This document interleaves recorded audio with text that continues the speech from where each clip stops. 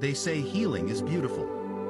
They show us the glow-ups, the smiling selfies, the "I made it" stories. But they rarely show us the in-between.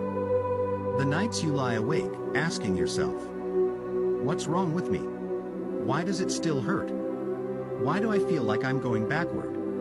No one tells you this. Healing doesn't feel like healing when you're in it. It feels like losing. Like you're falling apart when you're really falling into place.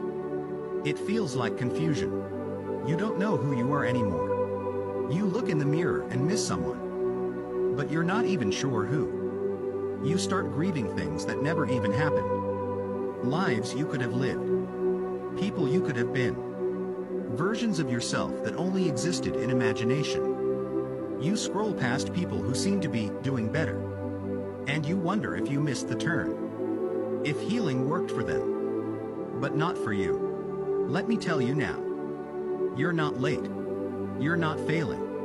You're still becoming. Healing doesn't always look like movement. Sometimes it's stillness. Staring at a ceiling. Waking up and surviving an entire day without explaining why it felt heavy. That's healing. Sometimes healing is deleting someone's number and not crying about it. Other times, it's crying for hours over a text you didn't send. It's not always progress. It's presence. Being there with yourself. Even when you wish you could escape your own skin. Even when your mind is loud. Your chest is tight. And your voice is shaking when you say, "I'm okay." Because most days, you're not. But you keep going. Not because you're fearless, but because you know deep down. There's something waiting on the other side of this pain. A version of you who deserves peace. And that version is calling you. Not loudly, but consistently. Come home to yourself, it says. It's time. Healing is not linear. You've heard it before. But let me say it differently. You will revisit the same wound. Over and over. You'll think it's closed. Then someone says something. And suddenly, it's wide open again. That's not weakness. That's proof that you're still tender, still honest, still healing. Progress doesn't mean you never fall back. It means when you fall with awareness. You land softer. You forgive quicker. You know how to get back up. Even if getting up takes a while. Sometimes progress is choosing silence instead of reaction. Sometimes it's saying no without guilt. Sometimes it's telling yourself, I deserve more than this. And believing it, even just a little. There will be a version of you that wants to go back. Back to the familiar. Back to the people who didn't choose you. Back to the habits that numbed the pain. Because they were easy. And easy feels safe when you're exhausted. But then there's this quieter version. The version you're building. The one that whispers, let's do it differently this time.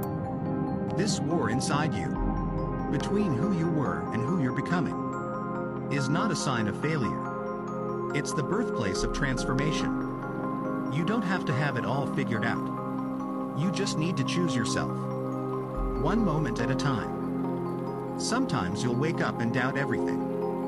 You'll wonder if you're healing at all. You'll wonder if it was ever worth it. Cutting people off, walking away, starting over. You'll ask yourself, was I the problem? Was I too much? Did I give up too soon? But here's something to remember. Growth creates distance. Between you and what no longer fits. Between who you were and who you're learning to be. So of course it feels uncomfortable. Of course it hurts. You're expanding. And expansion always comes with tension. Your doubt isn't a sign that you're lost. It's a sign that you're on the edge of something new. As you heal, you'll stop shrinking. You'll stop dimming your light. To make other people comfortable. You'll stop twisting your truth. To keep the peace.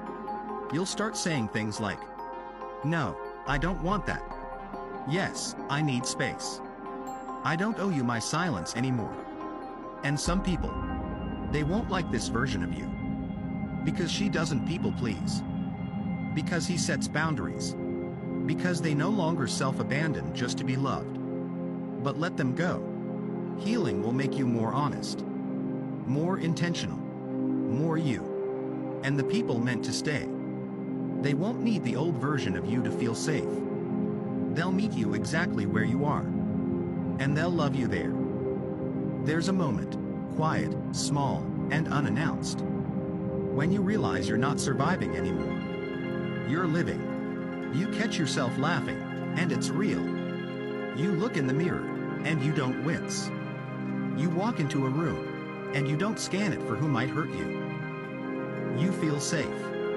Not because the world changed, but because you changed the way you stand in it. That's what healing does.